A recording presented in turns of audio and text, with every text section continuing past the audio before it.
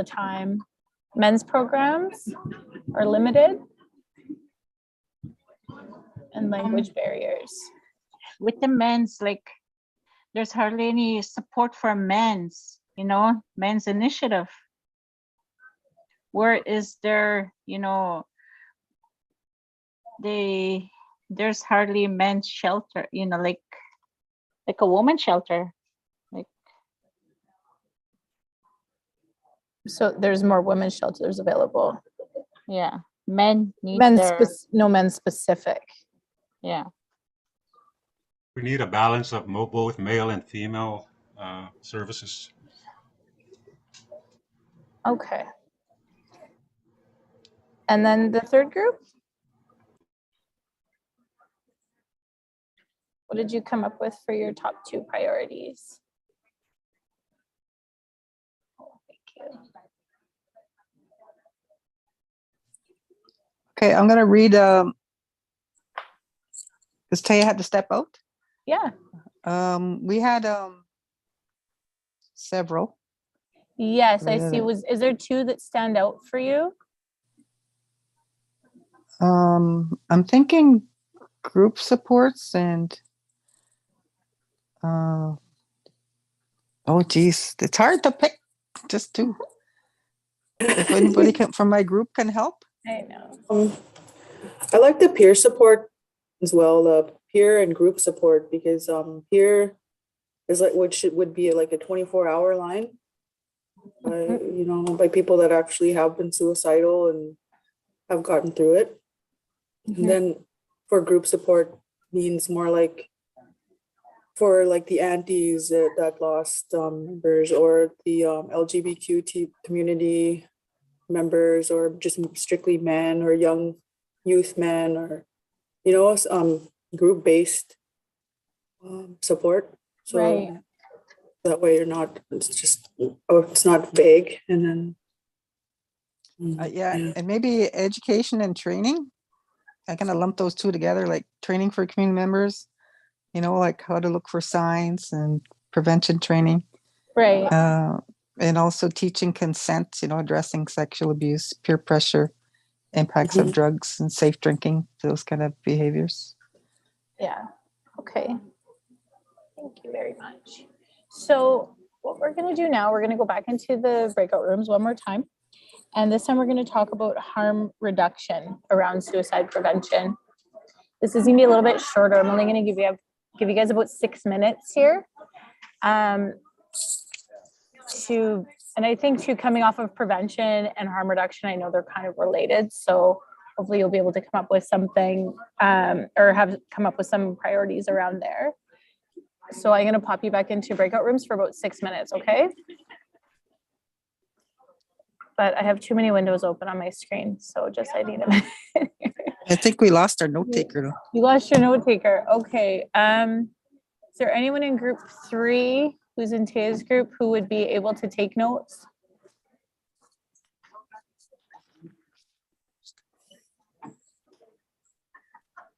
I could try probably. Yeah. Or else, Hillary, is that you? Yep. Okay. Awesome. Thank you very much. Okay, so I'm gonna, yeah, I'll send you guys into your rooms now. Hi, Diane, do you hear me? Yes, I do. Okay, I don't know what's going on here. I'm trying to, I talk, but I don't get heard. So I'll just on standby if anybody wants a translator from, like, they don't understand a certain word, then I'm here just to let you guys know. For some reason, I have been taken off the Cree chat translation. I'm trying to get a hold touch with the Chris.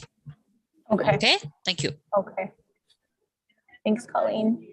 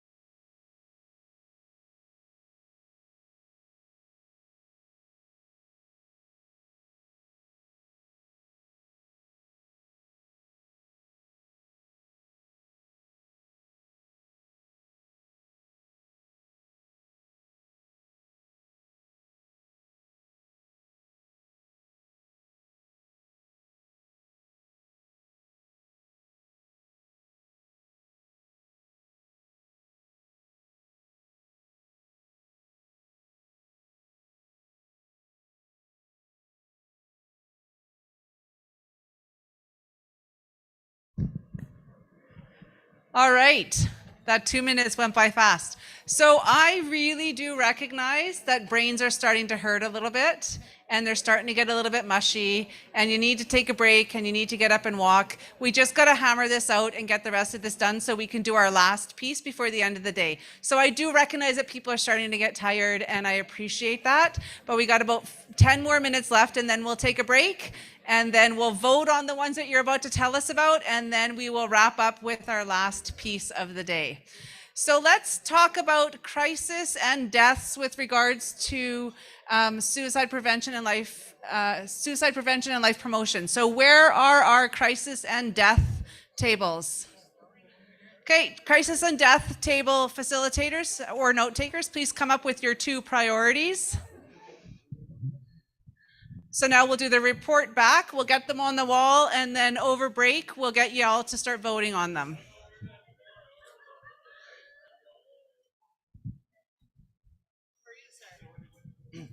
Bonjour, bonjour. For the 2, we had awareness, sensitivity, and education on Two-Spirit LGBTQ youth. That's training. Sorry, can I just take this for a second? Yeah. Sorry, there's a lot of talking going on sort of behind the scenes, and this is where it's really important to listen because you're all going to be having to vote on this, on which ones you want to see. And so if we could just have everybody just stay quiet while we listen to our facilitators report back, that's super helpful. Thank you. And the second one is crisis homes in each community. So those are for youth and women. Awesome, thank you. Thank you. Perfect, I will take those. Martha? Hello. Our table went with community protocols, which included knowing the community and its social structure. And then the other priority was community supports, which included counseling, traditional healers, and a crisis team.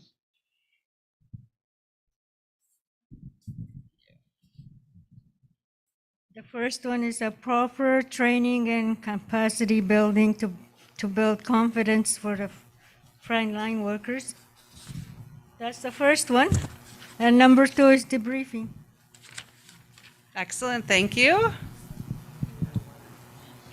Same thing here with number 1, debriefing, counseling, including family support, training, education, debriefing, awareness of triggers, open discussion about suicide, to have a better understanding so that families can have a closure. The number 2, establishing a work plan. Protocols includes a resource database where all the list of names to call. Because one of the things that happens in the communities is was brought up was the burned out of workers. So having that support there. Criteria for crisis response, knowing what is crisis and responding it to. Networking and available supports. Wonderful, thank you.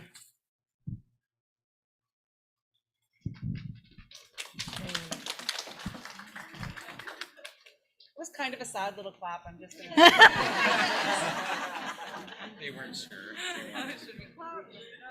Okay. Specific to police services and hospitals, more understanding and knowledge regarding cultural practices on death and grief of Aboriginal people. More crisis workers trained and certified who represent each of the 3 regions of NAN territory. Thank you. Take those 2. Perfect, thank you. Woo, woo! There we go, that's a better clap. That's a better clap. No, you're not talking? Oh, you're just like being a keener coming up for the next go around. I love it. You just want to go on break and get one of those cookies, don't you? Prevention is next. Is that you? Well, let's go. Online. Oh, sorry, wait. Sorry. Online people. For crisis and death? Oh, no. Sorry. Okay, sorry about that. Yeah, our group 13, 14, and 15, we talked about various support services and the need to better fund programs. And also we had another one is planning and coordination. We need a better system to plan those issues. So yeah. Awesome. Great. Thank you. I'll take those, Joe. Thank you. Good job. Good job. And our online folks. All right, so one was culture and education, specifically in regards to mental health. Another was to look at the existing reports from the presentation we saw this morning and review that research and education based on the recommendations that have already been made. 3. How did you get 3 pieces of paper? I have 3 groups. I'm breaking the rules. Suicide survivors, peer support and youth groups, learning from people who have survived. Awesome. Can I give you those for the sticky wall? So what I wanted to say, great job, online folks, great job. So what I wanted to let you all know is that Deputy Grand Chief Anna Betty and Ashley Padishkam's presentation will be available to everybody after the summit. And so you will get that. There's been lots of questions about that. So yes, you will get that. All right. Here we go, talking about prevention. Okay. So we talked about revisiting Youth Forum and the 41 key recommendations that came out of the Youth Forum in 1996. We also talked about a land-based approach, creating safe places, talk more about sexual abuse, physical abuse, domestic violence, and mental abuse. Great job. Thank you. I'll take those. Thank you. Woo woo. Bop, bop. I think there's going to be a lot of similarities for this one. So we also had sexual health education to be inclusive of relationships, sexual education, addressing underlying issues, sexual abuse, awareness and prevention training, normalizing differences, and erasing stigma. And then we really wanted to highlight youth-led life promotions, selecting ambassadors for the youth by the youth, safe spaces, two-spirited LGBTQ+, mandatory training with consequences based on inclusion for leadership. Thank you. Good job. Woo woo. Thank you. So we selected reassurance and support when they talk about their problems and suicide, and support being offered, also feeling heard. The next one we chose was land-based healing and community building. Excellent. Thank you so much. Woo woo.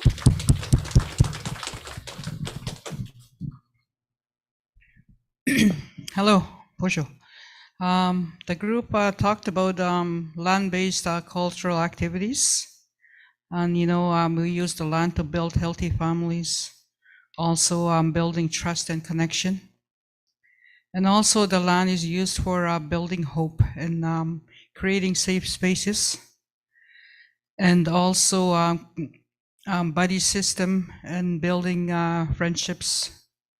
And the land also brings the connection and the sense of gaining back the language and the history. And the second part was also education. That's under that is the funding and resources to get funding for resources. And the program, we talked about Safe Talk, how it brings teaching people how to properly talk to a suicidal person, how to use proper words. That's what Safe Talk teaches. And also we talked about 24/7 crisis support and a committed person to be out there doing that 24/7 service. Grief and coping, life skills, shaming and lateral violence. And the last one is we talked about is stop no talk policy. Excellent. Thank you. Miigwech. Hi, I had tables 7, 8, and 9. One of the key things that they talked about was the funding and to get a better broadband service in all the communities so that the youth are able to stay in the communities and do schooling. The housing crisis really needs to be addressed, and just getting necessities that they need is so hard to come by, and they need services for the children and the non-members in the First Nations, because some of them in there do not get any help. The other thing was teaching the youth a work ethic. You don't just go to work for a week. You got to start small and dream big. Land-based programs, again, was on there for the funding. And one of the youth made a comment that sticks with me, that the communities have to give hope for the future. That's one. The second one was NAPS, non-legal, and the communities coming together to better share information. Excellent, good job. Sorry, thank you.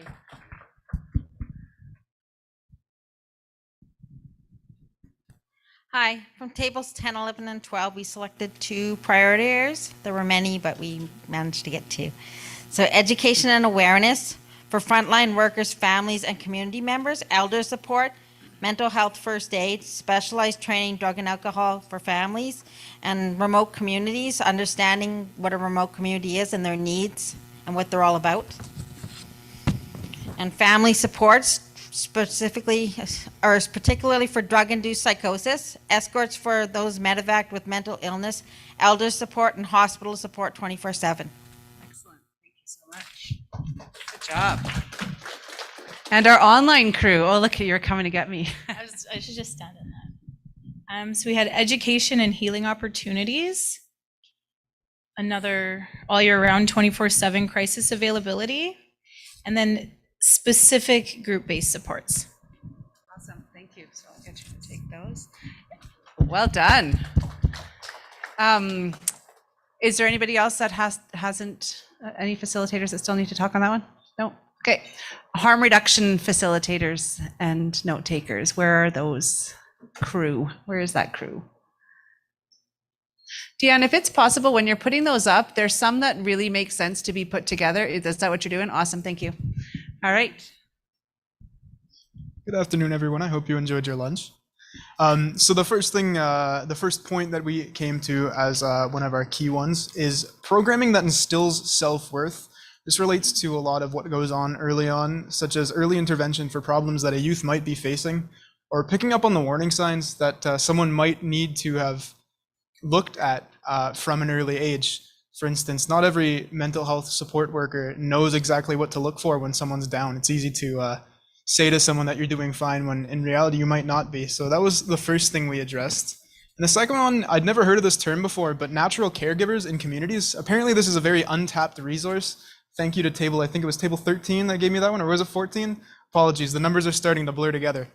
But these are people that are willing to listen to, talk to someone who might be in need. They're a real mental health support worker that's not necessarily used as much as it was back in the day. This could be an elder or just someone who is willing to lend that ear to someone who really needs it.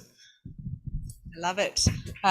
That's great. I will say years ago, I ran a program in all the high schools that was called the Natural Helpers Program that was based on this exact thing. In every friend group, there's somebody that everybody turns to when they have a problem. So what we did was we found those kids and we trained them to be able to have those conversations. Yeah, great.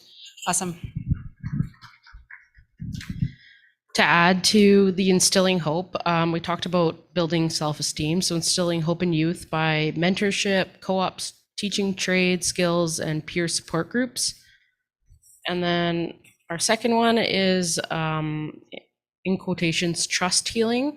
So developing the skills to trust, to learn to trust again. So a lot of people, that's been broken down and they don't allow themselves to trust. So reviving, restoring, relearning. And it's broken through, for example, broken through colonization, intergenerational trauma, violation, etc. Thank you. Good job. Everybody's getting so tired. They're like, oh my God, I got to clap so hard. Don't worry, mine are shorter this time. So we had community cohesion and collaboration. So care plans, follow-up processes, and breaking down silos within community services. and healing lodge and programming on the land, and programming that includes the whole family. Excellent, thank you. I'll just hold on to them. Thank you, though.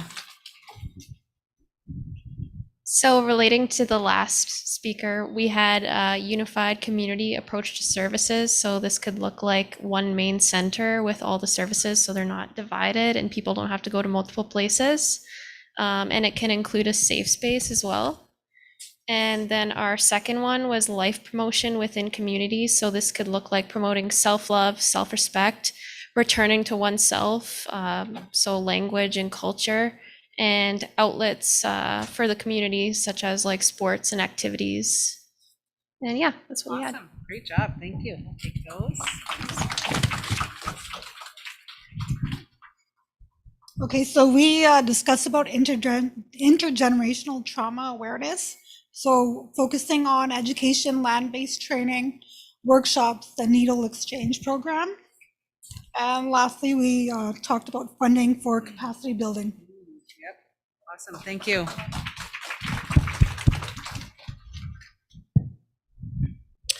Okay, hello everyone.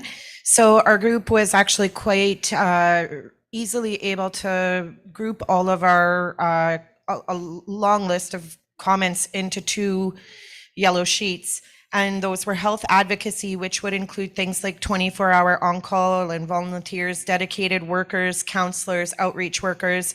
Nobody turned away from care, community patrols, and funding to support all of those things.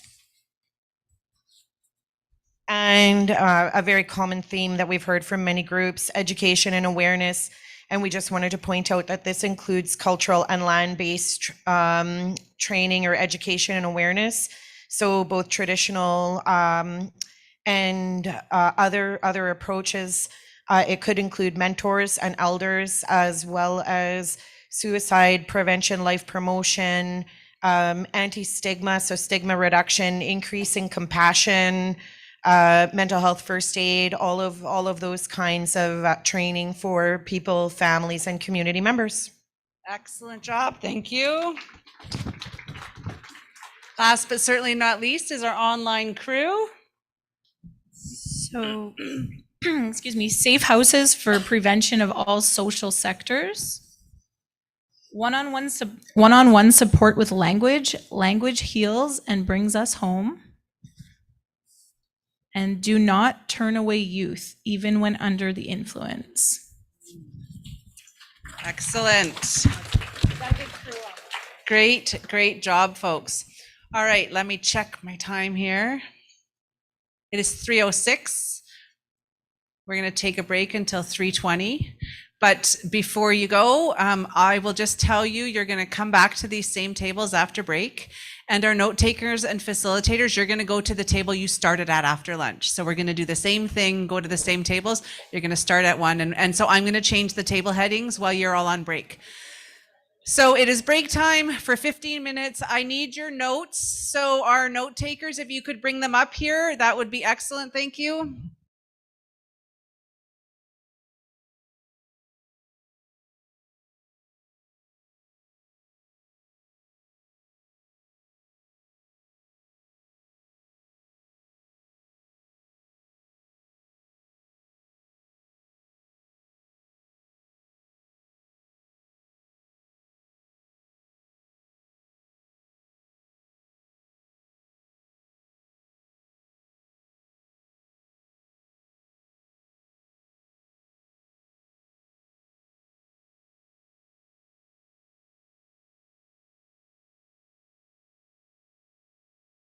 Where did the country we call Canada come from? Canada was born because treaties were made between First Nations peoples, Ontario, Ottawa, and the Crown. These treaties are legal documents meant to share all resources and bounties of this land between the settlers and all our nations. These treaties were negotiated in good faith by our peoples. However, Canada used the treaties to control and diminish First Nations. There are many truths that need to be told in Canada. The truths about the treaties and the colonial, racist laws and policies developed in this country need to be heard in order for Canada to move forward. Nishnawbe Aski Nation wants to tell you about how the treaties have affected our peoples from inception to this very day. This is not an easy story, but it is a necessary one. We share this knowledge in order to inform, educate, and teach how all our nations can move forward in a good way. My name is Derek Fox. I'm the Grand Chief of Nishnawbe Aski Nation. Nishnawbe Aski Nation is an advocacy organization. It was created back in the mid to late 1970s in an effort to advocate, lobby, and support the many First Nations of Nishnawbe Aski Nation. The Nan territory is vast. It extends from the Manitoba border to the James Bay coast and the Hudson Bay coast. Out of the 49 First Nations, 32 are remote. All the communities are extremely diverse, unique in their own way. The display was created after the 7 Youth Inquest here in Thunder Bay, which took place between the years 2000 and 2011. We had high school students come out to Thunder Bay who were pursuing their education and unfortunately lost their lives. You know, we had many people look into it and why this was happening and to ensure that it wouldn't happen again. This display was created to show people that Canada has not lived up to the treaties. And unfortunately, to this day, that treaty agreement between First Nations people and the non-First Nations people has been one-sided. So, how did Canada get into this mess in the first place? A mess of misunderstandings about who our peoples are and where we come from. A series of colonial laws and racist policies were created by the Canadian government to make sure our peoples abided by the treaties. The Indian Act was created in 1876. The goal of the Act was to assimilate First Nations peoples and make them good British subjects. The Act was meant to erase our language and ways of life. Here are some things you might not know about the Indian Act. It denied women's status. It introduced residential schools, a system that took away near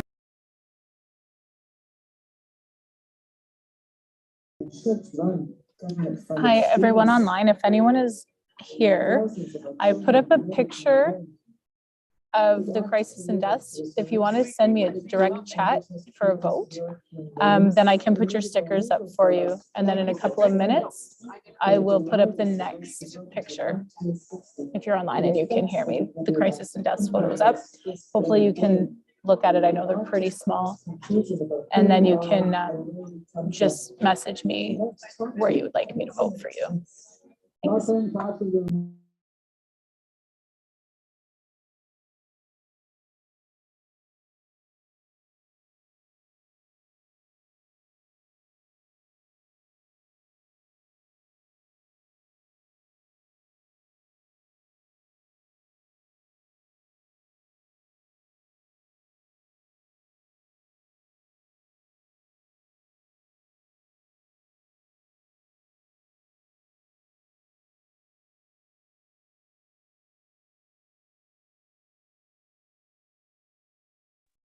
It's just the one on the very top right that I can't see what it says.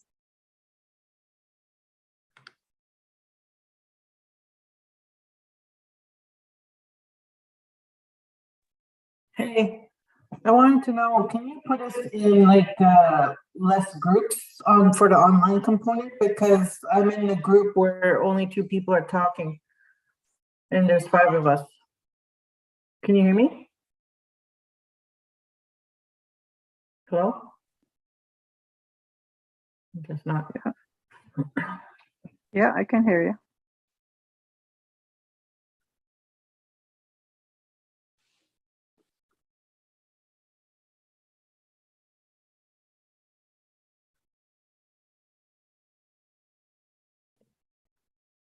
Deanne, can you hear me?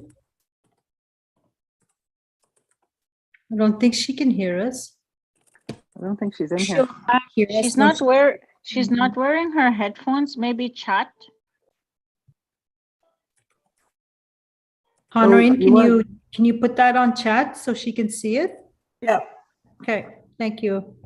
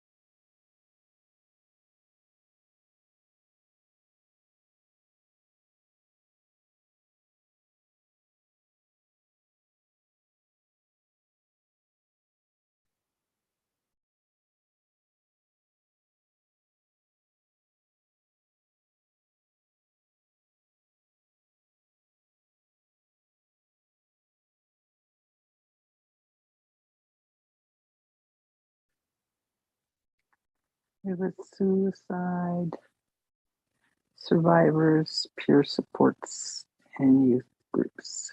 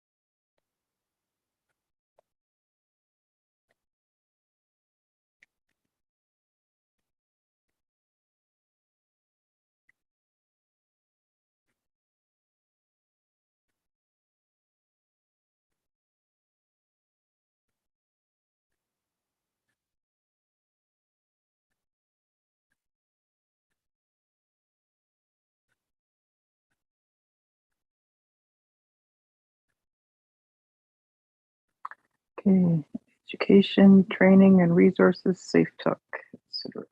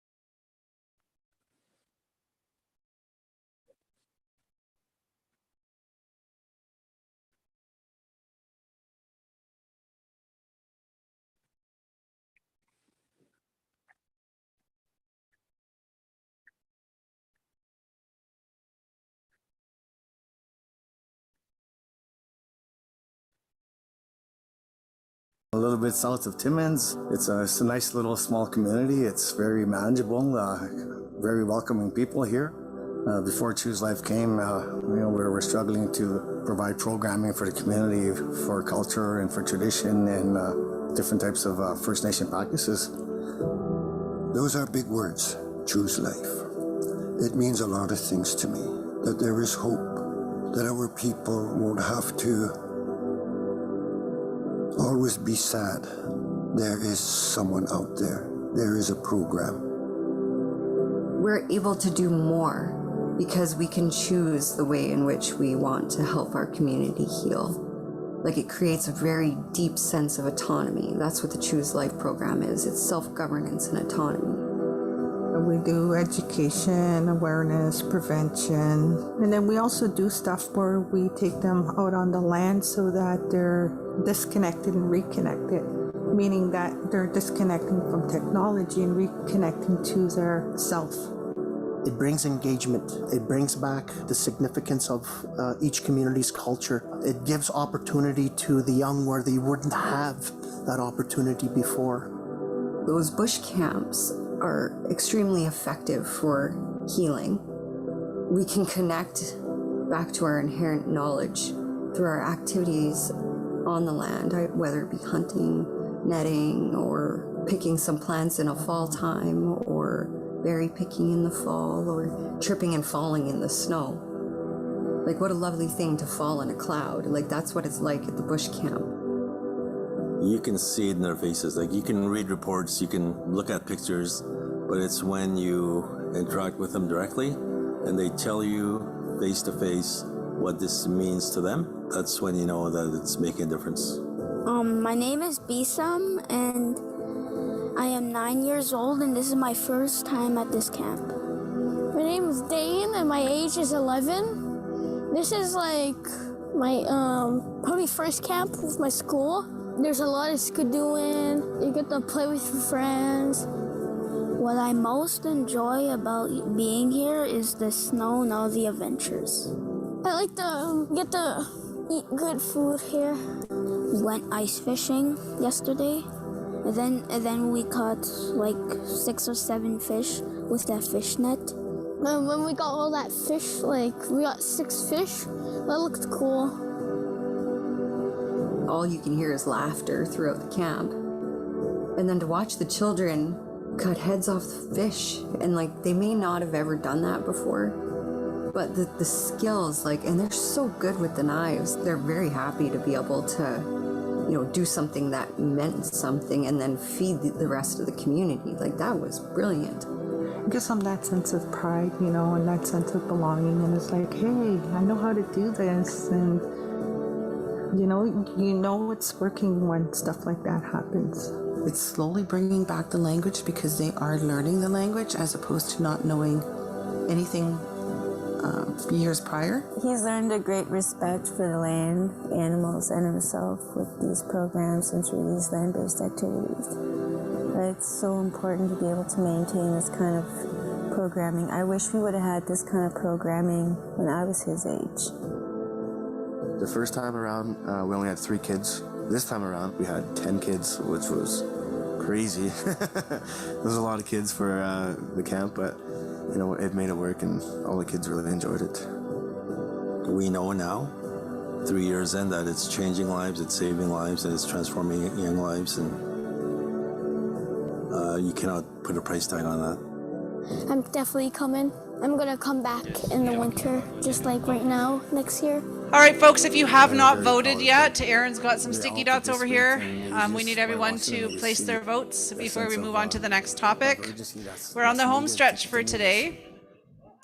Also, I was just informed that Deputy Grand Chief Anna Betty's presentation from this morning is actually printed in hard copies at the registration desk. So if anybody would like a copy of that, you can access that from the registration desk at the front of the hotel. So we're just going to wait like a couple more minutes to make sure everybody gets their voices heard by voting with their dots. If you haven't got your dots yet, feel free to come up and get them from Aaron and sneak in there and get your vote in.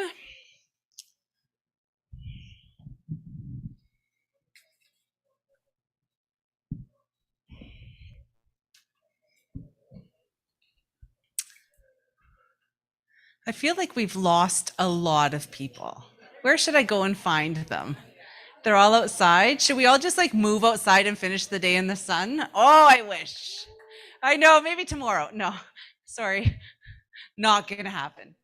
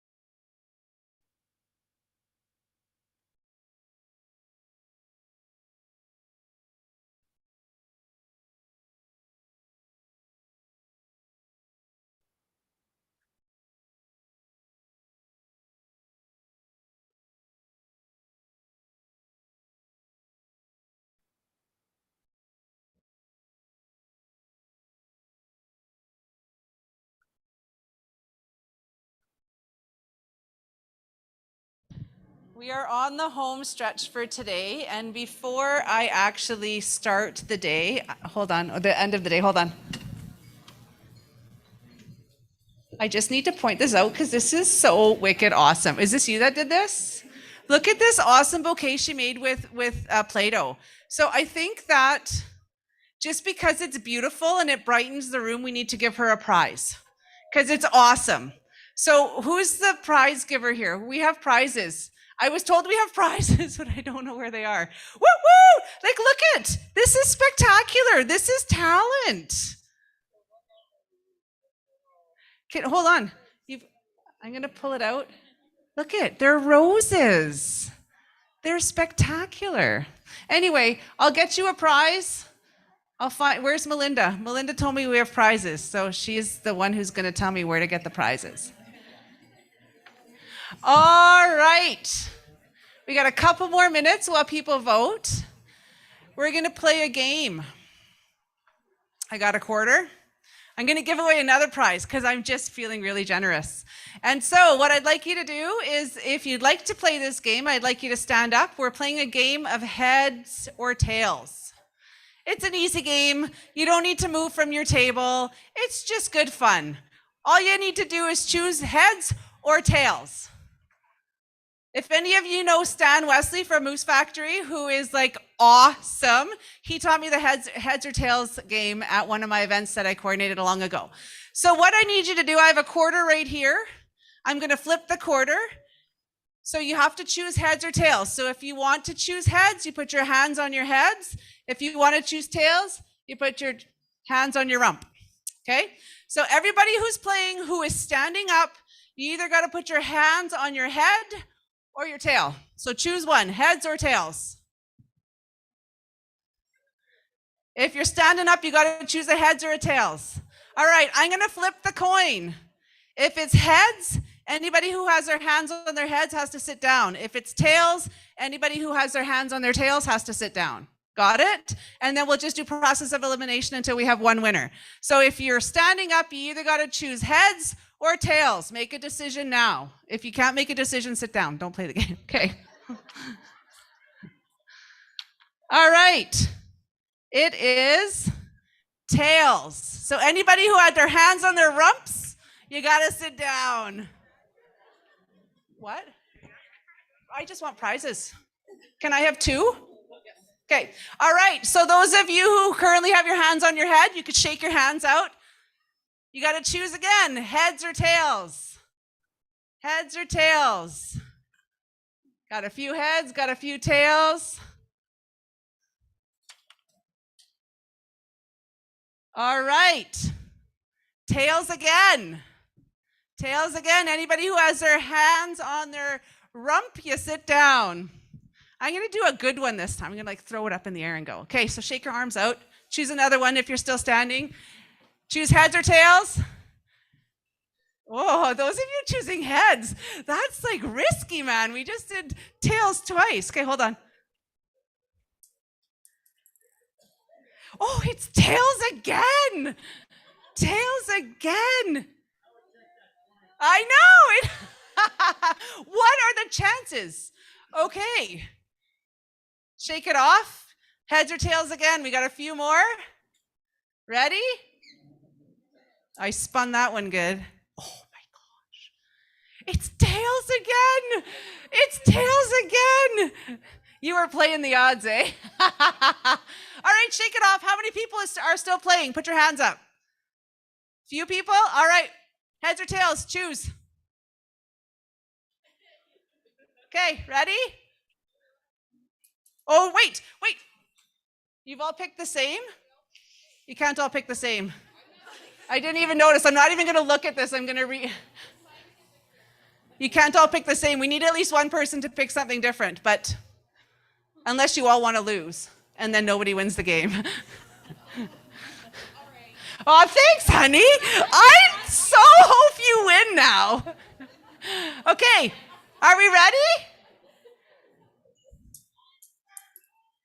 Oh, it's spinning. It's spinning. Tails. Aww. We all wanted you to win. Did you hear that collective? Aww. All right. Heads or tails? Choose. We're on the home stretch. Oh, all these decisions. You're all on heads again. Come on, people. Somebody choose tails. Oh, we got a couple of changers. Okay. We got 2 tails and 2 heads. Okay, here we go. It is a trick coin. It's tails again.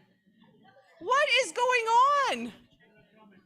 I found this over here and I'm like, did somebody plant a trick coin? Not knowing I was going to play this. Okay, we got 2 more people. One choose heads, one choose tails. Okay, ready? We're going to have a winner in 10 seconds. It's tails again, so heads wins. Yay! Woohoo! We got 2 prizes. Let's do, if it's heads, it's AirPods, and if it's tails, it's blanket. Okay, our last 2 people. The one who won the heads, you just want a pair of AirPods. Yeah! And the one who came in second with tails just won an amazing comforter set. But I need one more, Melinda. Whoa! That's awesome. There you go. And then we have one more prize. It's a recharge pad and a calendar for your amazing artwork. Good job. Can you pass them to me again? Just pass me the flowers. I know she's making more. So for those of you who didn't see, the reason I just gave her a prize is because she's been creatively making these amazing bouquet of Play-Doh flowers, which is awesome. Anyway, okay, there we go. 3 prizes. All right, we're on the home stretch. We are now, I don't know where we are. Hold on. Here we go. Okay, so we are on the last part of the setting priorities, and this piece of the puzzle is all about grief and loss. And your headings are a little bit different. The headings are supports, services, and strategies and tools for coping. Did you lose a few people? More than a few? Okay. I don't want to mess with the tables, man, because that's just going to hurt my head. So we'll just figure this out. Is anybody looking for a table? We have a table here that has nobody at it right now. Okay, so you're going to get 10 minutes. We're going to do the same thing as we did last time. At your tables, have the conversations about priority setting. What are the top priorities you think need to be move forward in the strategy with regards to grief and loss and your subcategory? So whether it's supports, services, or strategies and tools for coping.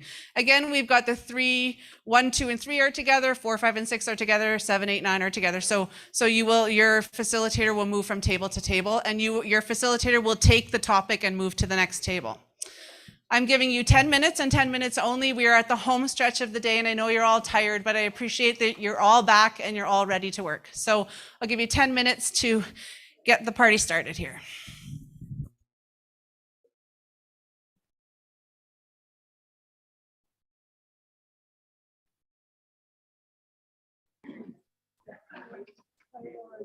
Okay, hi everyone. Online. Am I unmuted? Yes. Sorry, I know this is kind of a long day, especially when you're sitting on the other end of a computer. I totally appreciate you guys for hanging in here. This is the home stretch for the day. So we're going to do exactly like Carrie was saying, what we've been, the same kind of style we've been doing all day. We have 2 groups now because we've lost a few participants. But this is going to be setting priorities for grief and loss.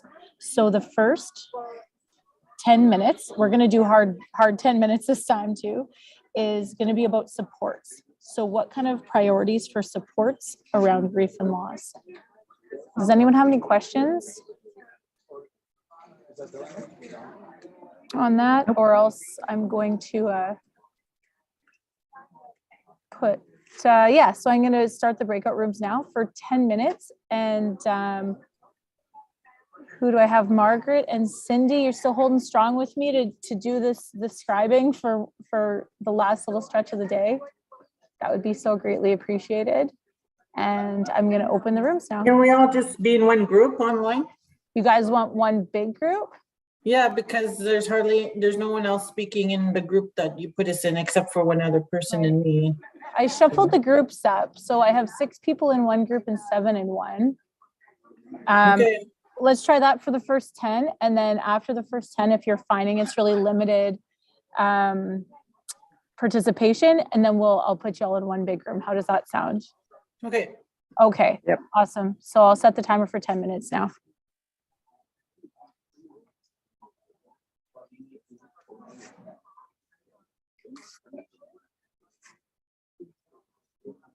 We do one more. Whoever's a group, all the names.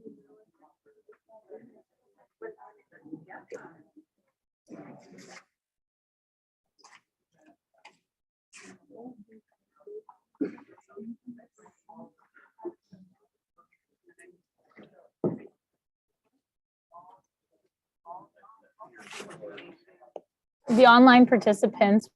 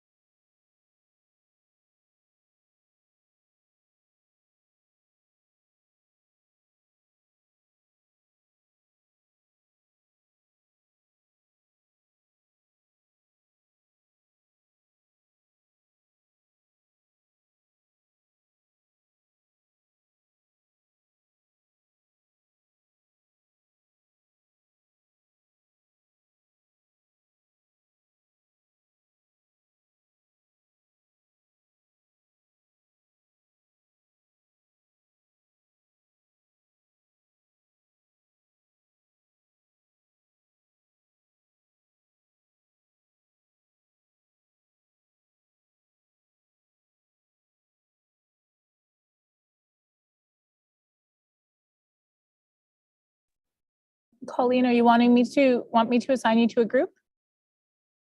Okay.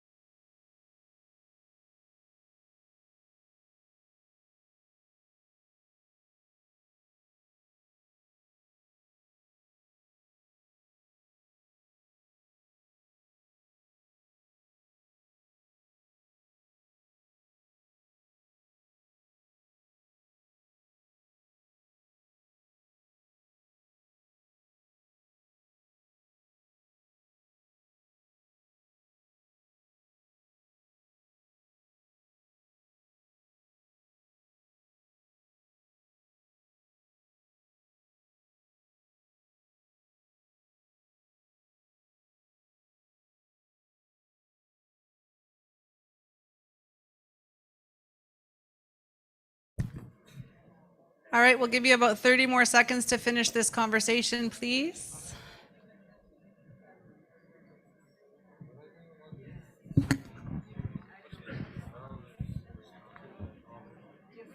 Just close your laptop a little bit.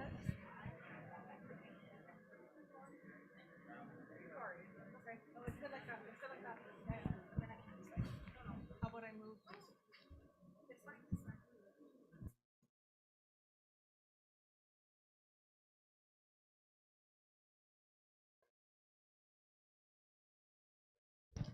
All right, finish up your final scribed note. And then we will get our note takers and facilitators to pick up their topic, their pink sheet of paper, pick up your topic and move to your next table. I'm hoping you all remember what your next table was. So if you're at 1, you're going to 2, 2 is going to 3, 3 is going to 1.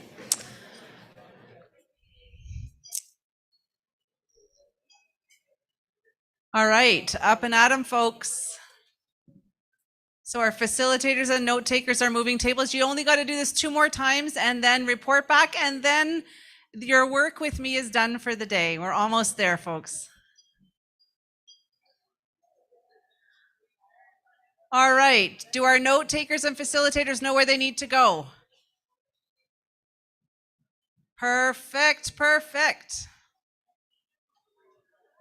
Look at that, you're all like a well-oiled machine now. I love it.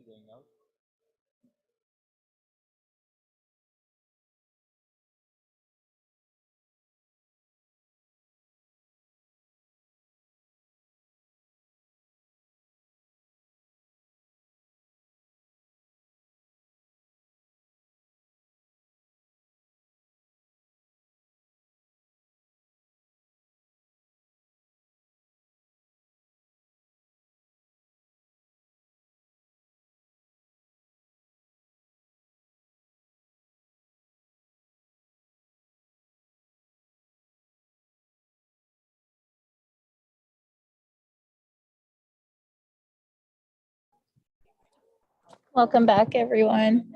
Sorry, I know what it's like to be in a breakout room and get kicked out mid-sentence.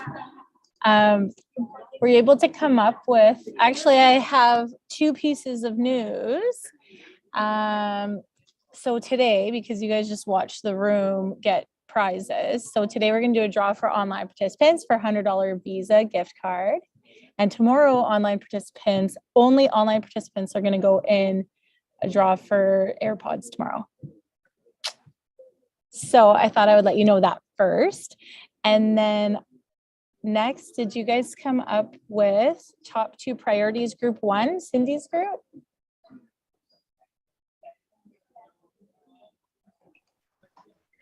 Hold on. Okay. Oops, where is it? I took a screenshot this time. Try to. I did as well. Okay. They had grief to access door to mental health services and the natural helpers and the traditional healers. The second one would be the circle grief with the youth survivors. Okay. Residential, yeah, and intergenerational. Okay, thank you. So that's for supports. Youth survivors, residential and intergenerational? Yes. Okay. And then, sorry, can you repeat the first one for me? It was access storage to mental health services. Okay. Just don't want to mess up the language. I was referring that as the doorway to more intensive services or more variety, holistic services. Using grief as a doorway to access spiritual, okay, physical, and holistic mental health services. services. Right now, the stigma attached to mental health is so much so that it's scaring away people. Yep. And I was sharing with the group that grief circles are popular in my region, and there's a wait list actually for it. So if we use grief as a doorway to accessing more holistic services in mental health, okay, I think it possibly might remove the stigma of accessing services. Okay, thank you for the clarification. And group 2.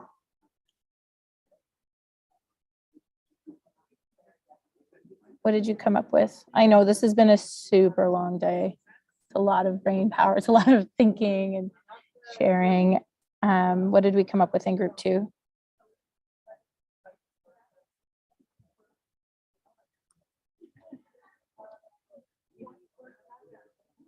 Anybody? I don't know. I don't remember the notes, but I think ours was like, I can't even remember. The language has to be incorporated, I guess, because Cree versus Ojibwe and Ojibwe, it all means something different in our language, suicide and grief and loss. So it has to be incorporated, I guess, in that. Okay. Better understand it as well. Okay, thank you. There was more, I just don't remember. Yeah, that's okay. I went in and took a screenshot. I'll have a look. So now what we're going to do is pop back. How did it go that time with with participation in both groups? Was it better, or would you rather be in one large group? I just don't want people's voices to get lost when there's too many people. Yeah, we were able to share. Everybody was communicating, yeah? Yeah. Okay. Clear. Yeah. Okay, great. Thank you. Honoring, was that okay with your group? Because I know that was a concern. Yeah, Okay. it's fine. Okay, wonderful. So I'm going to put you back in to the breakout rooms for just about 10 minutes. And this is about grief and loss services. So priorities for grief and loss services, okay? And we'll see you in 10 minutes.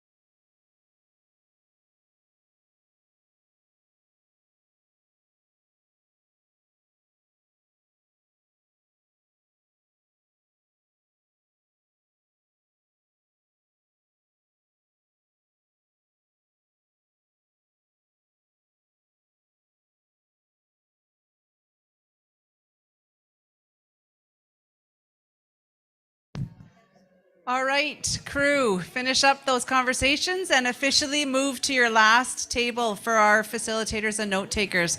So again, pick up your subject, your topic, and your flip charts and move to your last table.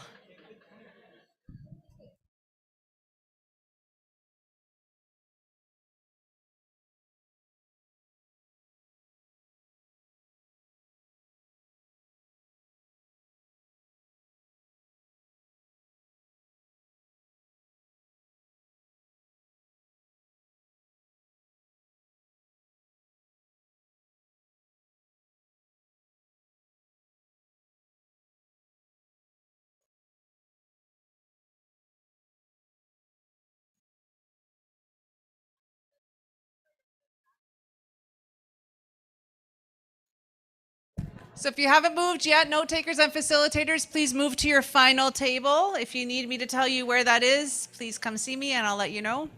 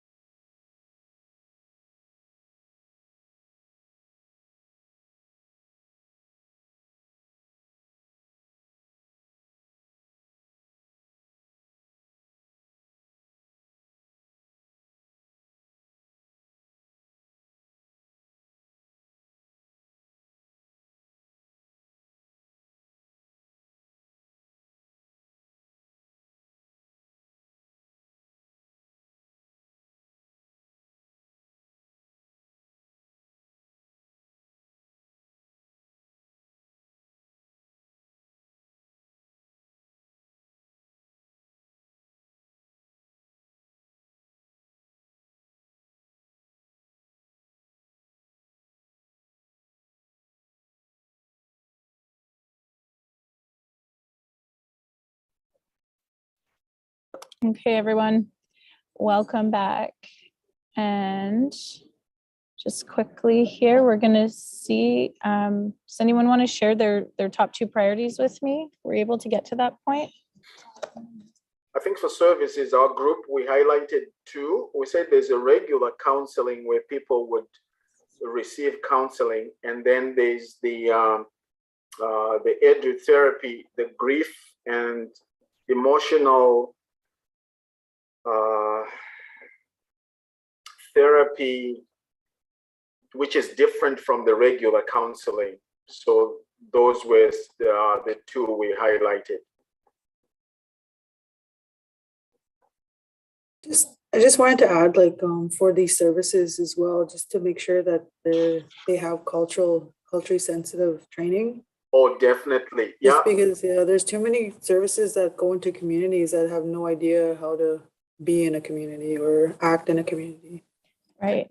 Okay. That is a very good point. Actually, for the edu therapy we actually had to revise it. We took it from somebody who is not culturally sensitive, but we have had to revamp the whole thing to make sure that it has a cultural emphasis for our own people here.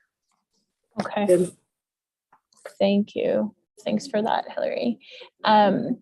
Okay, the other group, too quickly, because then I'm going to put you right back in for the last bit, which is strategies and tools for coping, which is kind of ties in with services. So anybody from group 2? Yep.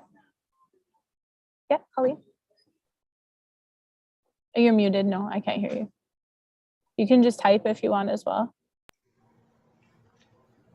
Oh. I think we had natural helpers and ceremony. Natural helpers and ceremony. Okay. And then Colleen, if you wanted to type your thoughts in, I'm going to put you guys back into your groups here. Not that I'm trying to rush you. We're just a tiny bit behind the groups in the room here. That's all. Okay, so this is going to be short and it's going to be strategies and tools for coping, just like a quick power brainstorm. I'm going to give you 6 minutes, okay? And away we go.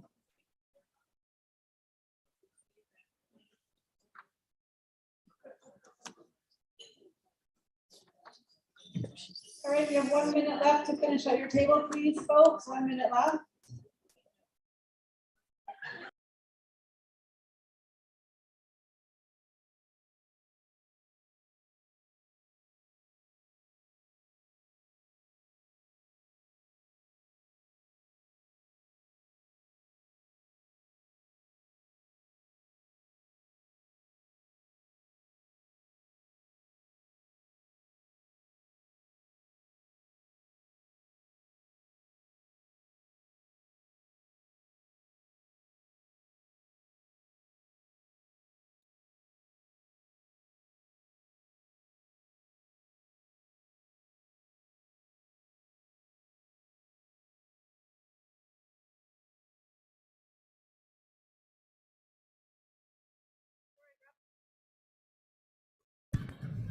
So wrap up your conversations, folks, and now you are moving on for the final time today to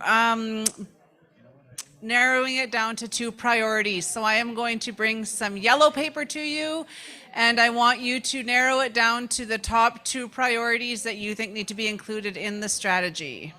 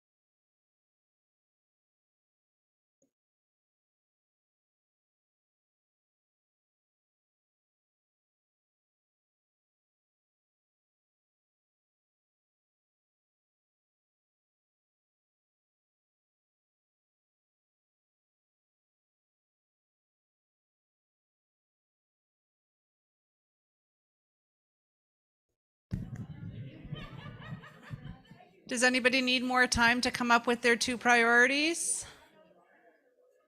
Yeah, we need a few more minutes. All right, we'll give you a couple more minutes.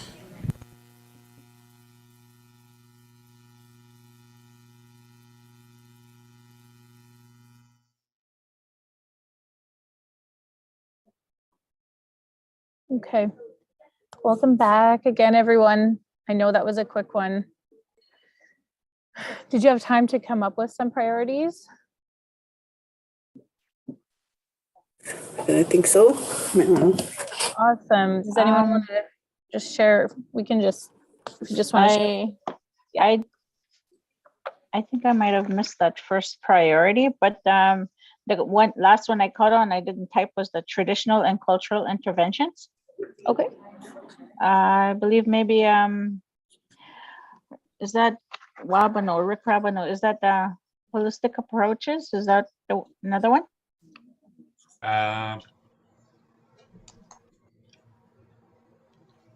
Yeah, we said using grief to access other services within the medicine wheel. Is that what you're referring to? No, the priorities that we had. Oh, okay. Oh, I there. see. Yeah. Sorry. Okay, it was for Yeah. utilizing natural helpers strictly. Oh yeah, yeah. Okay. And what doctor said, having professionals help you through grief is not suitable. So I chose natural helpers, elders, to help with the process.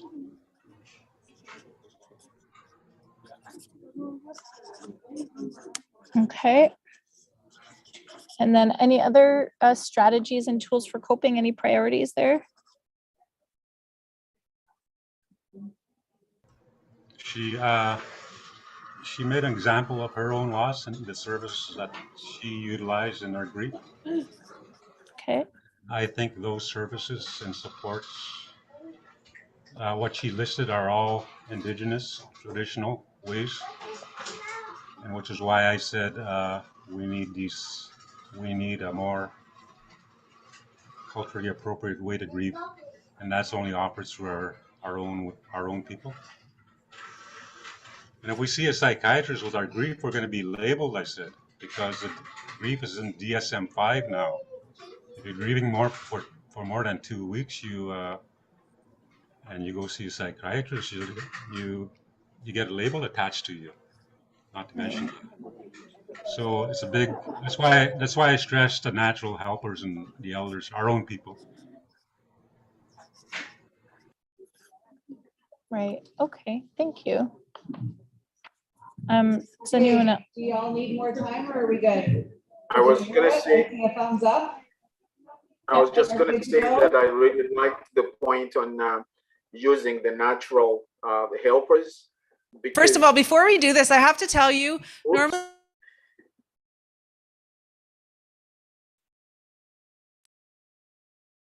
doing a lot of really You can good work all day. type but it I have in. to tell I'll you, see the it if you energy type level in it. the room is still quite high. And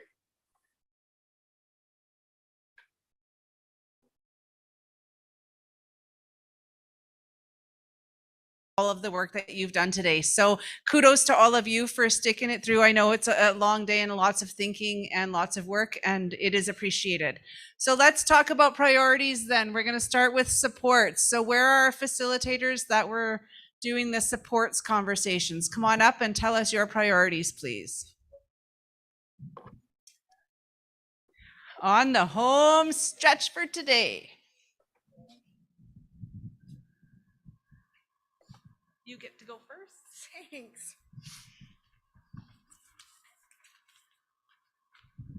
Okay, so for supports in terms of grief and loss, some of the things that we came up to, our first priority was a more streamlined coordination of services when it comes to health authorities, tribal councils, NAN, community programming, complete with system navigation, because many times, you know, if dealing with a loss and somebody has lost a community member, it's like the forms they filled out, where they get the funding, who's paying for what. So just having that coordination of services. And then the second one, we tried to cram like 3 priorities into one. So the cost of loss, like the actual huge cost of loss. So when looking at a death that takes place in a community, there's family who needs to come out or family who needs to go in, the cost of the charters, the cost of the funeral, the cost of food, accommodations, the actual cost of the funeral arrangements, the cost to repatriate the loved one back to the community. But then there's the personal cost, like the loss of that person to the individual, to the family, to the community.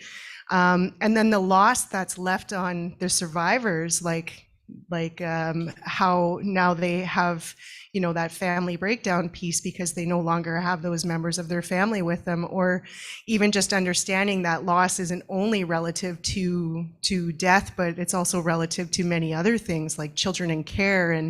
And when a family member dies and those children are raised by somebody else, there's still those costs that are left behind. So it's very mixed in there. They know what I'm talking about, so. Yeah, way to squeeze in a whole bunch of priorities in one. It's all good. Okay, for our table, we got debriefing and follow-up for anyone impacted by grief and loss. So this includes the crisis team, families, elders, youth, children. And we also included conducting an environmental scan on available resources and ensuring that there's accessibility to those resources. Excellent, thank you, great job. You can just pass the mic on. Hello. So my group, well, when I was doing the facilitation, I interpreted supports as sort of the less formalized supports. So we identified some of the important ones as home support, as in just being there and giving comfort. And then for our second one, we actually went with animal therapy because we thought nobody else would have picked that one. And we didn't want to have to get rid of one, so. So you're manipulating it at this point. No, I'm just kidding. It's all good. It's all good. The group's 3 tables identified a lot, but the theme was the counseling and debriefing programs to be in there. And there you would identify the community supports programs, first response team, education, social, and health coming together to support crisis support, aftercare, navigation as and trying to get back as the elders, women's, and council. How did they support wellness check after the funeral is done, bereavement hotline, and the last one on there was the celebration of life. Number 2 was a theme that came up was the wills and estates. The wills and estates educating our people. You would identify funeral arrangements under wills and estates. Spokesperson would be identified there. The financial also would be identified in those education. Excellent, thank you.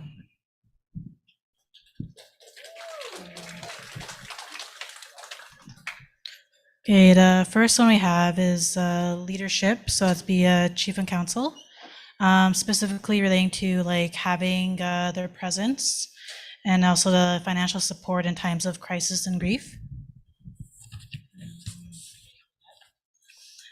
And then this one that we had was already mentioned before, debriefing circles. So you saw me go back over there. So basically, one thing that we wanted to add to that, specifically about sharing circles. And this important component of that is doing it while having feasts and potluck. So I'm going to rewrite that for you. Yes. Awesome, good job, thank you. Where's your yellow paper? I didn't get it.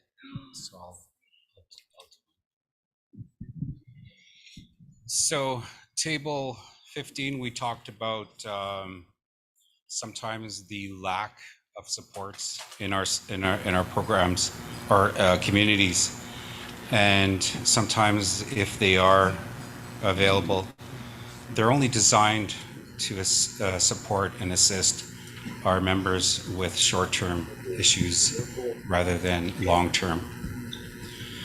we had a member speak about different programs and or initiatives.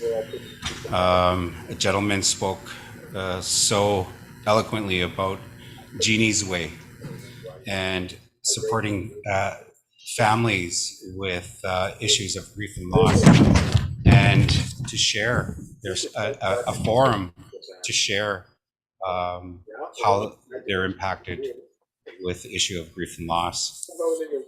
And lastly, a foundation to support our members with the cost of, say, counseling or having to leave our community and infrastructure.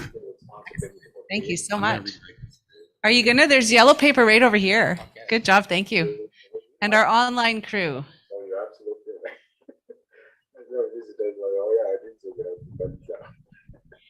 So from our online participants, circle grief with youth survivors, both residential and intergenerational.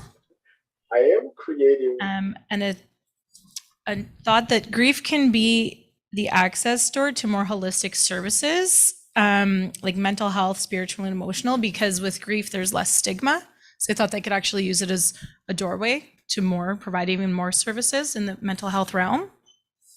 And language should be incorporated because in all languages, talk of grief means something different. So to make sure that that it's incorporated. Excellent, thank you so much. Great job, folks. That's really sad clapping. Okay, we're gonna go with services next. Services. Woo-hoo! Who's our services facilitators? Services, then tools is last. Hello, thank you for our table, for all your feedback and sharing of your stories. I really appreciate it. The two we pulled are continuous programming to help develop healthy, positive coping skills, youth, middle age, and elders. And the second one is a grief and loss navigator in the community to help deal with holistic concerns to include, but not limited to, estate, property, finances, counseling, etc. Excellent, great, thank you. There we go, there we go. So for the tables that we worked with, peer groups was identified in terms of healing and talking circles, creating safe spaces, helping people feel that they're not alone, and also talking about similar experiences. And the second one that we identified was expressive therapies. So music and how that heals, art therapy when you can't find the words, but using art, storytelling, poetry, dancing, writing, letters, journaling, etc. Excellent, thank you. Great job. I think these have been mentioned in some form already, but it must mean that they're really important long-term aftercare services like check-ins, sharing circles, and community support workers who can support before, during, and after loss. And our second one was services for understanding and navigating wills, powers of attorney, and estates. Excellent, thank you. Perfect. So we had addressing inconsistent services. So by that, it was providing timely mental health services to clients. And to further explain that, so when someone is wanting to access mental health care, as you know, for example, if they're going through suicide ideation, that service is provided to them when they need it, and not 4 months later, you know, whenever a service provider is available. Different service providers sometimes are made available to clients. So a client could be seeing one counselor one time, and then at their next session, they're seeing a different counselor, and they end up having to tell their story over and over and over. So that's one. And then funding overall, because First Nations don't access good funding levels. So they haven't seen a change in their funding amounts or no increase. So increasing funding, but also changing it from a fixed budget to a flexible budget so that they're able to access and use the funding as they need to. And then the last thing is when it comes to counselors and the rates that they charge to, First Nations, that there is a fixed and agreed upon rate so that there's not different rates that counselors are providing, right? So that's I guess that is a barrier for some communities. So because if they're not funded for a counselor at a certain rate, say if they get funded $600, but another community or organization is funded for say $1,200, that kind of affects where the counselor is going to want to go because they get more money, right? So that's what we had. Excellent, thank you. I'll take those. Great job. Okay, well, the group talked about community grieving as a whole and the service that required during a time of crisis and grief and loss. They would identify the work needs to be done on individuals and move to family and then to the community. And also communication between the chief and council members. That's the first one. And the second one is about follow-up and long-term services, such as under there is the age-specific services and translation services, ceremonies, elder support, and natural helpers. And also debriefing needs to be looked at, and it's a very important piece on when there's a loss that happens and the grieving. We need to be debriefed, the workers and also the people affected by the incidents. Excellent, thank you so much. And Sheila. So our two priorities were grief support and therapy. So under that would be included in that would be counseling, workshops, understanding grief and loss process, and creating a funeral policy at the First Nation level that includes costs for travel and meals to support the families, and elder support. Then the next priority was land-based services. So taking families out on the land to support the whole family in that healing process. Doing home visits to build trust and fellowship with the family. And also speaking the language. Sharing circles and traditional practices and teachings, grief retreats, EDU therapy, talking and sharing circles, ceremonies and sacred fires, and just supporting families in what they need when they have a loss in their family. So giving them the supports that they need to grieve. Excellent, thank you. Yeah.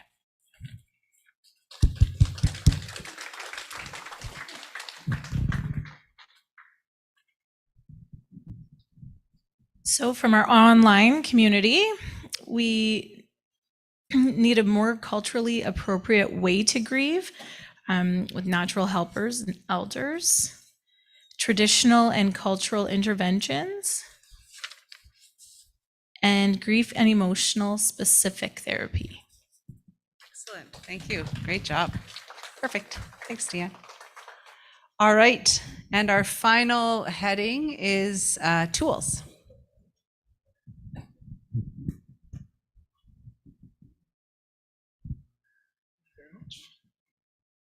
Hello again, and thank you everyone for sticking through some of these heavier topics today. The first thing I'd like to point out, and I'm surprised it didn't come up as often as it did from some of the key points, but family, the most important thing for dealing with loss, and I find this helps, not just me, but I imagine everyone can relate, is being around family, the people most important to you that care and love you, and I'm sure they're going through the exact same thing with you when you lose someone that you care about most. So that was one that was highlighted in every group that I talked to today, and I'm sure I heard that word from every table. And the last one is community support. So we talked about how having your community or people that are trusted in your community take care of you. And that's not just when the adults, the parents are grieving, but if they are going through the motions, the children need help too. It's important to have someone maybe make pre-prep meals for kids when your parents are emotionally unavailable. And again, for the children, it could be important to have them explained in a way that's sensitive to them so they understand exactly what's going on to help them deal with loss, because that can be a traumatizing experience. But those were the two key points highlighted by my tables. Thank you. Excellent. Thank you. Great job.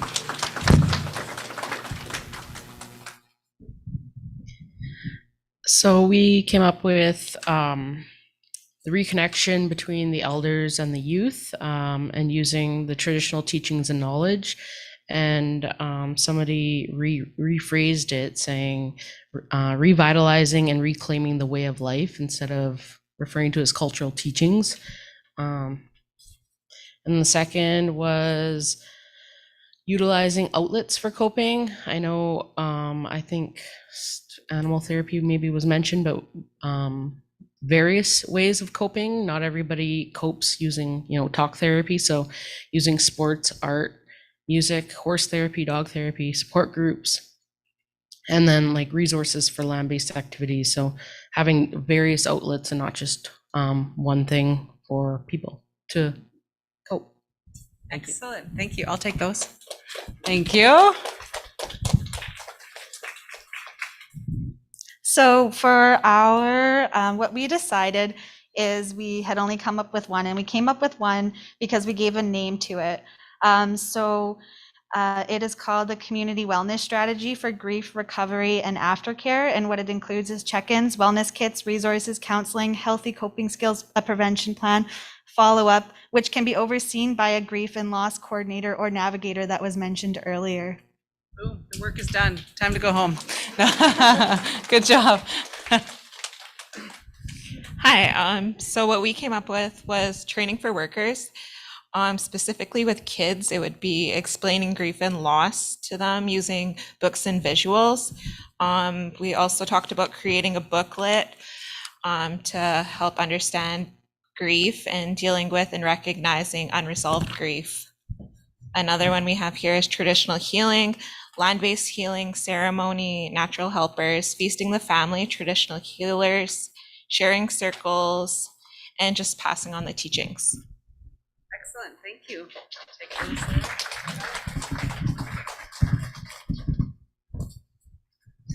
So we had funding for safe places, including healing lodges, sharing circles, and support programs. And the second one is capacity building, with healing and learning done simultaneously. Excellent. Thank you. The groups that we were with, key ones were life skills, and life skills that are, I guess, anger management, compassionate and supportive therapies. EMDR was another one that came up, the eye movement desensitizing and processing therapies. And then the other one was memorials. So those are more of the traditional practices that we do. So ancestor feasts, offering plates, grief sweats, letting go therapy, sacred fires, honoring past, present, and future. So yeah, that's what we got. Thank you. Great job. And our online group. Regular counseling with culturally sensitive training, hire Cree language carriers, and prayer writing letters to the one you lost, sacred fires ceremony, getting fanned down by eagle wings, smudging, ensuring you make time to do this and talk to someone. Excellent. Great job. Wow, lots of really, really, really good thoughts and ideas there.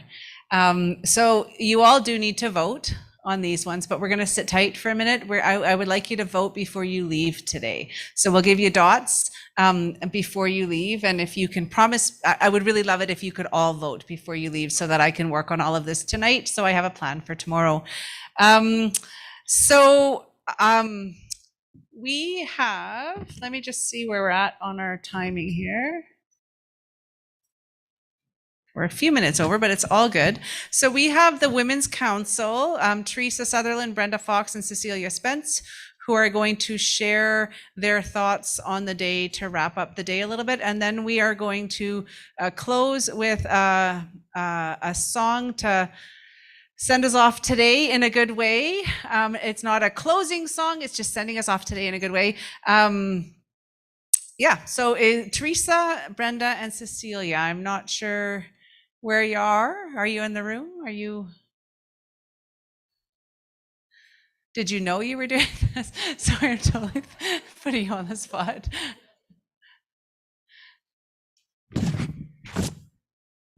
Do you want to hold it or do you want to? You're good to. Yeah. Here, we'll just come.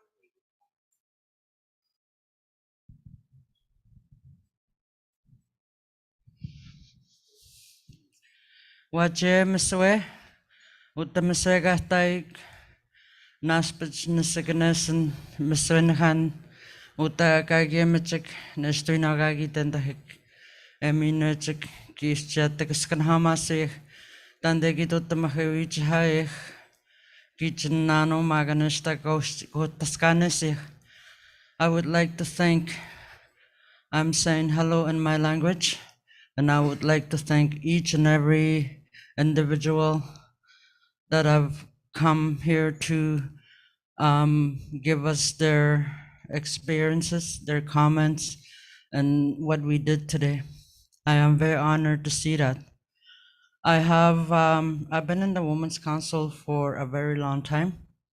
I'm not gonna mention the years, but I wrote down what I wanted to say because my brain is almost exploding. Just kidding. I'm gonna tell you, I'm not gonna be long, but I'm gonna tell you what happened to me, and it's because I'm a good worker. And I know we're all good workers. I was working in a classroom one day, so we were told maybe there wouldn't be any funding the following year. So I was telling students of grade 4, just to let them know that we weren't going to be available that following year. So I told her she was in grade 4. And she gets really shy when I tell her about this today. She's 30, I think. But anyhow, I said, I don't think we're going to be able to work. And I'm just telling you ahead of time so you know that I won't be here. And she goes, why is that? And I said, well, they're saying there's low funding and they won't have any funds for us next year. So she's looking around, her eyes are rolling around. She goes, you know what, Teresa? You know what I did? My dad owes me money from cleaning the yard, and he's gonna pay me $20. Maybe that's what you can use when you work next time. That was really nice of her to hear. And you know what it made me feel when she said that I was a good worker to them. And sometimes we need to pat ourselves in the back of the good work that we do for our people and our communities. I work in the communities of the James Bay area, and I've been doing it for the last almost 10 years. And here's what I was telling my friends, the ones I was sitting with. I've seen people doing appointments or whatever they do, but I know it doesn't work for our people. Maybe appointments for medical, yes. Of all the years that I work, I've done home visits. I've done home visits the way our people used to do long time ago. They used to visit each other, families, and then this way you have that trust. You build that trust, you build that relationship with the people, and they feel more comfortable talking in the language because it's a heart-to-heart connection, because that language is ours. And that's how I work with my people.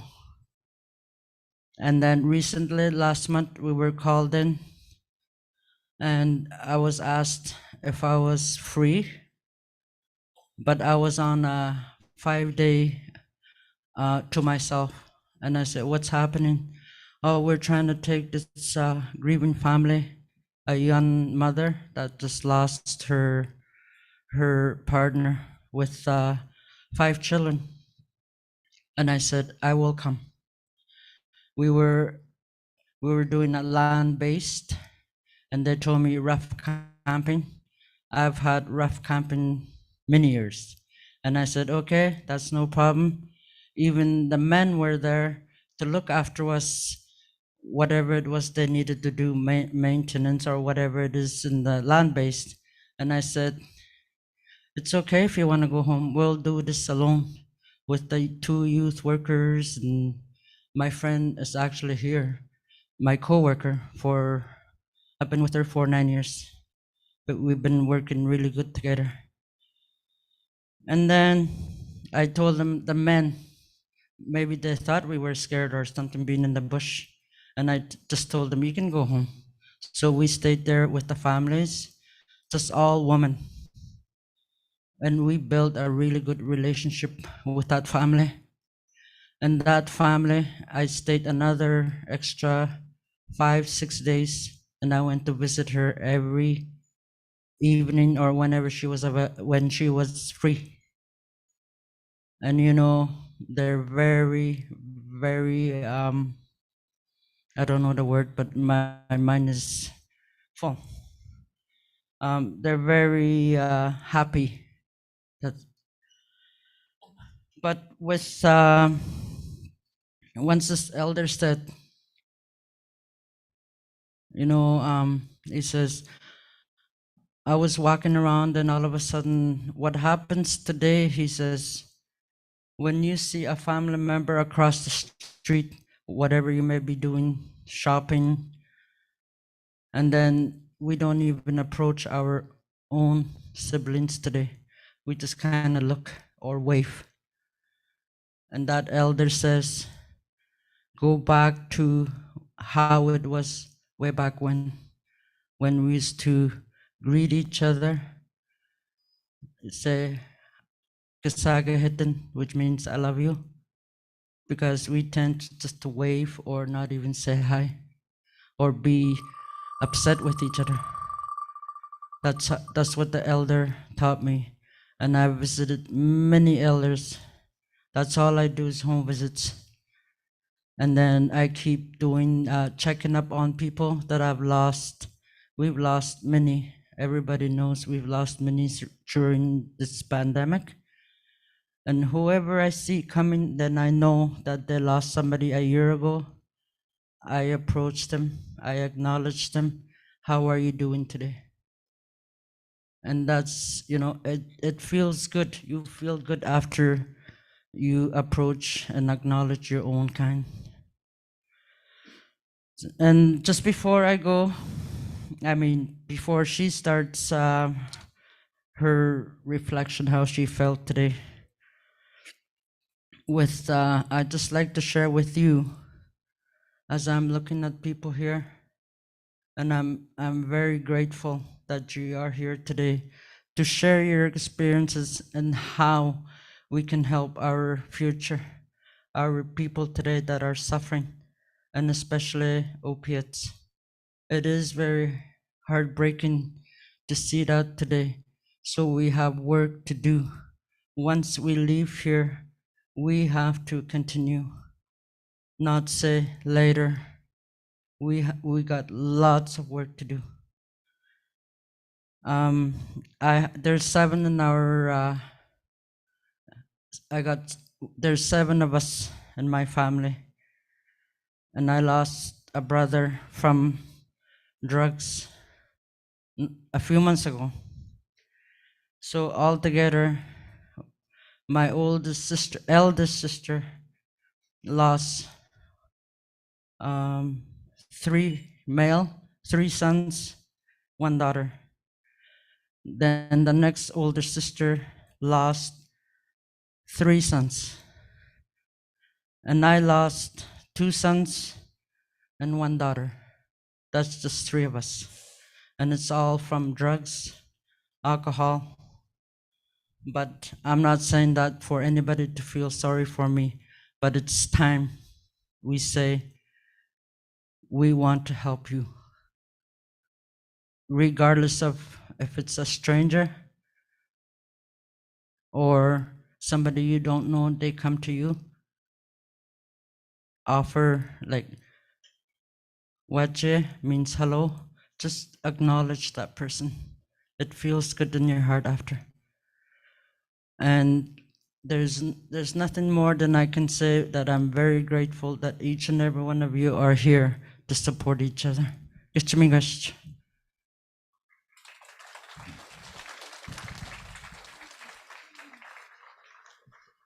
Hello, my name is Brenda Fox. I'm from Mishkigogmag First Nation, and I'm one of the band counselors there, and I also sit on the Nan's Women.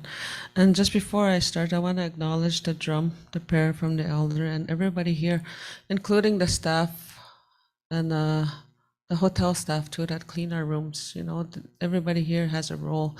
We all have a purpose when the Creator allowed us to come to this earth, and one of the things that we were given was to help each other and always to take care of each other. And I forgot to mention our cousins here that allow us to be here, the Fort William First Nation, Kichimiigwech. I really am very thankful that we're always allowed to come to their territory to interact and share ideas that we're going to take home to our territories. One of the things that I really reflect on is what Teresa had said, that the devastating losses that we've had, especially with our young people, and even for myself, you know, I lost a best friend. It really hurt a lot, and you know, to move forward from that experience, to me, I realized that I had to use my voice, and I'm not afraid to use my voice. I'm very assertive. And learning to use my voice in a helping way, in a kind way. I too take time. Sometimes in any city that I go to, I will take the time. I even stopped traffic one time. I don't think they were very happy with me, but I had to give some money to this young man. And I said, you know what? Call your mom. Call somebody that loves you, because there's always somebody that loves you. And those are things that I don't do for recognition.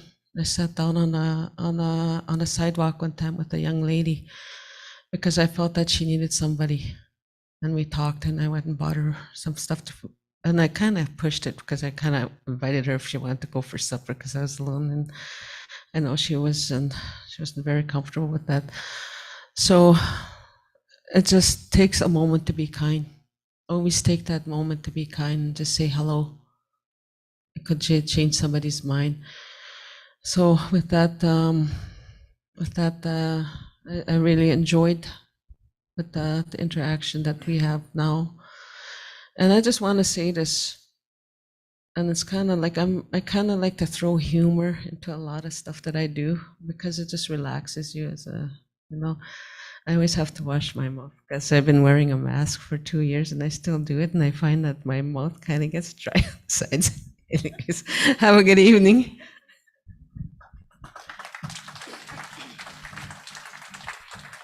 I'm Cecilia Spence from Slate Falls. I am also a band counselor for my community, and I sit on the Non-Women's Council as well. I'd like to thank everybody for coming to this health summit. I'd like to thank the drum too, and and all the staff that's been working. I had a lot that I wanted to say, but coming to this summit, I'm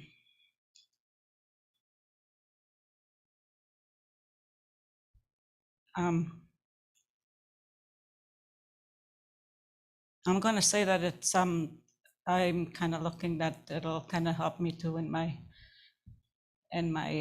grief. I too, like Teresa mentioned, losing family members.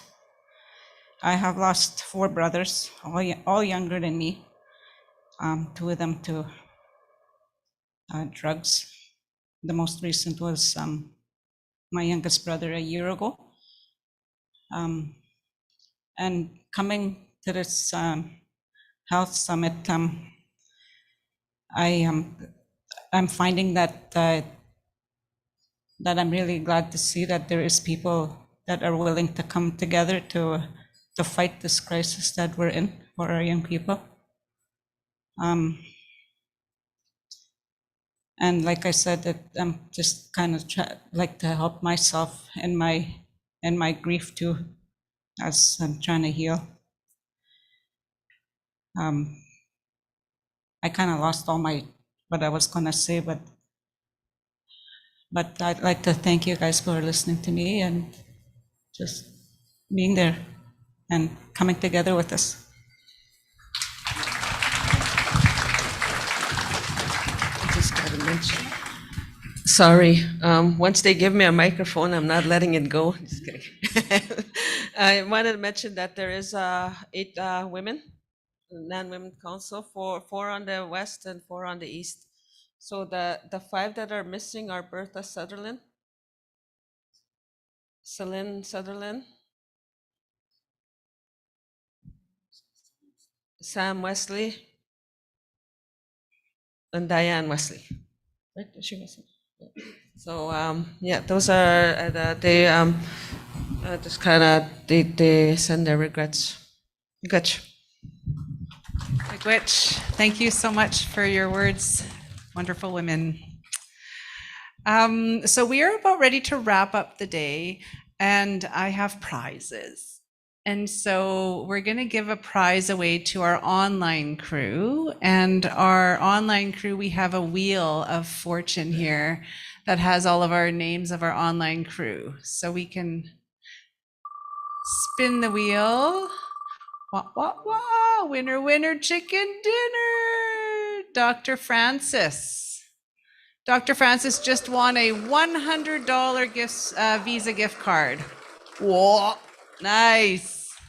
I have a really awesome prize here for all of you that signed in today, but you have to be in the room to win this prize. So I have everybody's names here. I'm going to get you, close your eyes and just pick one of the pieces of paper, just one piece. So is Tara Sloss in the room? Tara, you just won a super awesome pair of snowshoes. Whoa! Awesome, awesome. Okay, so a couple housekeeping items before we wrap up our day. One, our note takers, I need your notes from this last round. So just please come, don't just throw them on the table because I need to have them organized. So just give me a second to breathe and I'll get your notes.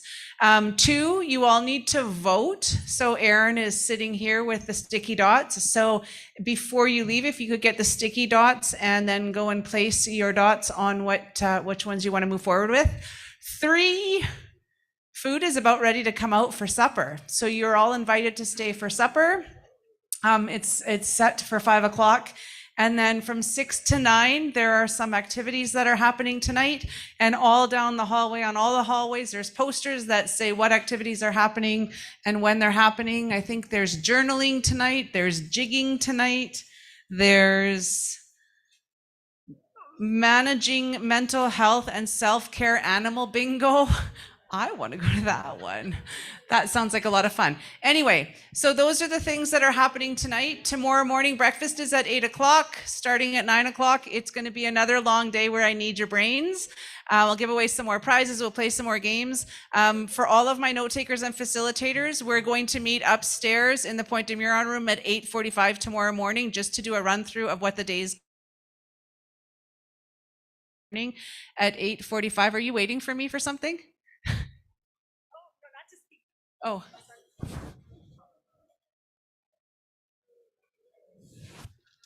Yes, thank you. So we are going to have our elders, our firekeeper, and our drum to the table first to eat. So once the elders, the firekeepers, and the drummers have gotten their food, then you're all welcome to go up to the table. But we are going to ask the drum to close us with a song in a second. But don't forget, don't leave, you need to vote. So once the song is over, then go see Aaron and get your sticky dots, please. So I will now turn it over to our amazing drum group.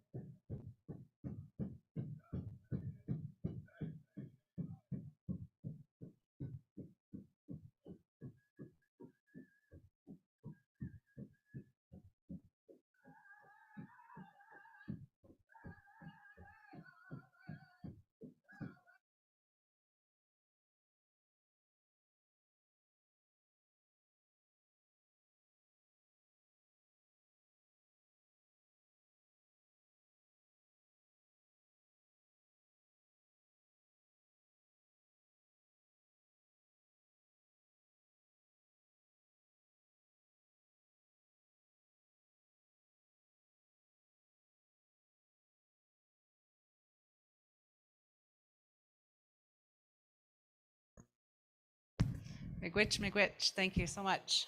All right, so note takers, I need your notes.